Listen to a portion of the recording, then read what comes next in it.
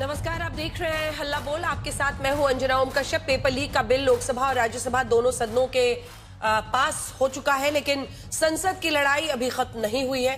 कांग्रेस महासचिव और सांसद केसी वेणुगोपाल ने केंद्रीय मंत्री जितेंद्र सिंह पर संसद को गलत जानकारी देने का आरोप लगाकर विशेषाधिकार हनन का मुद्दा उठाया है। इसे बीजेपी के दाव का जवाब माना जा रहा है। बीजेपी सांसद अनुराग ठाकुर ने राहुल गांधी की लोकसभा की स्पीच में गृहमंत्री अमित शाह के खिलाफ कहे गए शब्दों और 2 असंसदीय शब्दों का आरोप लगाकर स्पीकर को विशेषाधिकार हनन का प्रस्ताव लाने की चिट्ठी लिखी है। सवाल यह है कि पेपर लीक के मुद्दे पर सियासत का कौन सा चैप्टर अब खुलने वाला है।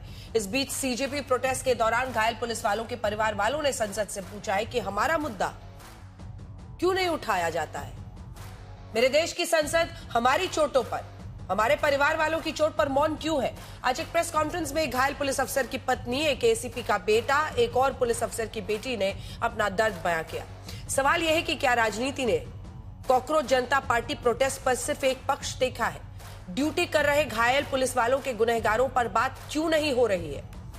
संसद में विशेषाधिकार पर लड़ाई, घायल पुलिस पर चुप्पी, यही आज हल्ला बोल का विषय। पहले ये रिपोर्ट देखिए, फिर चर्चा की शुरुआत करेंगे। सुधांशु त्रिवेदी जी हमारे साथ जुड़ रहे हैं, सांसद बीजेपी के आलोक शर्मा जी, प्रवक्ता कांग्रेस पार्टी के जुड़ गए हैं, आशुतोष जी हमारे साथ जुड़ गए हैं राजनीतिक विश्लेषक के तौर पर, और रोहित सिंह राजनीतिक विश्लेषक के तौर पर जुड़ गए। लेकिन इससे पहले कि हम चर्चा की शुरुआत करें, ये रिपोर्ट विशेषाधिकार पर लड़ाई, घायल पुलिस पर चुप्पी। The use of force can only be authorized by the Home Minister. कि गोली चली ही नहीं, अश्रु गैस, टीयर गैस का इस्तेमाल हुआ। पेपर लीक के खिलाफ नए बिल ने संसद की परीक्षा तो पास कर ली, The courage to come and sit here. लेकिन लोकसभा में राहुल गांधी और जितेंद्र सिंह की स्पीच के हिस्से सियासत का नया सवाल बन गए। पहले अनुराग ठाकुर ने राहुल गांधी के खिलाफ विशेषाधिकार हनन का नोटिस दिया, तो अब केसी वेणुगोपाल ने जितेंद्र सिंह के खिलाफ विशेषाधिकार हनन का प्रस्ताव स्पीकर को भेजा है। अनुराग ठाकुर के प्रस्ताव में कहा गया है, रूल 352 का उल्लंघन कर राहुल गांधी ने असंसदीय शब्दों इडियट और अंधभक्त का इस्तेमाल किया। रूल 353 का उल्लंघन कर केंद्रीय गृह मंत्री के खिलाफ गंभीर निराधार आरोप लगाए और मोशन से हटकर टिप्पणियां की। राहुल गांधी के खिलाफ आए प्रस्ताव का जवाब माने जा रहे केसी वेणुगोपाल के प्रस्ताव में कहा गया, कोई गोली नहीं चलने का झूठा दावा कर मंत्री ने जानबूझकर संसद को गलत जानकारी दी और सदन को गुमराह किया। मनगढ़ंत एलिगेशंस लगाते हैं जो नियमों के खिलाफ है, उसके लिए भी मैंने नोटिस दिया है। Rule of procedure and conduct of business Lok Sabha के रूल 222 को देखते हुए और रूल 223 और उसके खिलाफ मैंने स्पीकर साहब को कहा कि उसके ऊपर कार्रवाई करें।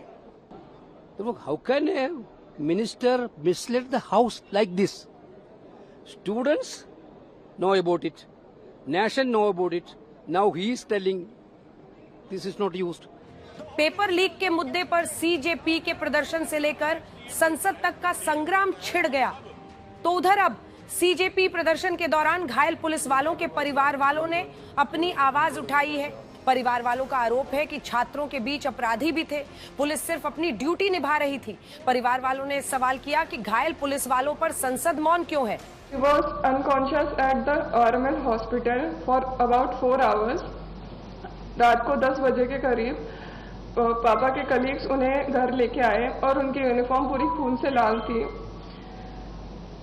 उन्हें ऐसे देख के हमारे लिए बहुत पेनफुल था। 20 जुलाई की रात, देर रात जब वो घर पहुंचे चोटिल हालत में, वो क्षण मेरी और मेरी बेटी 2 साल की बेटी के लिए बहुत ही दर्दनाक, बहुत ही ट्रॉमेटिक था। जो पुलिसकर्मी है और उनके जो परिवार हैं, उनके बारे में भी संसद में कुछ मतलब उनके राइट के बारे में या उनकी ड्यूटी पे जो उन पर हमले होते हैं उनके बारे में संज्ञान लिया जाए। पुलिस वालों के परिवार ने गंभीर मुद्दा खड़ा किया है, लेकिन राहुल गांधी से जब इस पर पूछा गया तो उनकी प्रतिक्रिया ये रही। राहुल, जो पुलिस वाले घायल हुए थे उनके परिवारों ने प्रेस कॉन्फ्रेंस की। भैया बीजेपी के हो गया? नहीं, बीजेपी का नहीं, पुलिस वाले की जो परिवार वाले उन्होंने प्रेस कॉन्फ्रेंस की। राहुल जी, जो पुलिस वालों के परिवार वालों ने प्रेस कॉन्फ्रेंस किया, पुलिस वालों की आवाज तो उठाइए सर। जो पुलिस वाले बोले वो तो बोले सर, एक बार बता दीजिए। पुलिस वाले भी घायल हुए राहुल जी, जो मार्च हुआ था 20 जुलाई को। आप चुप है, आप पेपर लीक के आक्रोश पर राजनीति के पाले खिंच गए हैं, ये साफ नजर आ रहा है।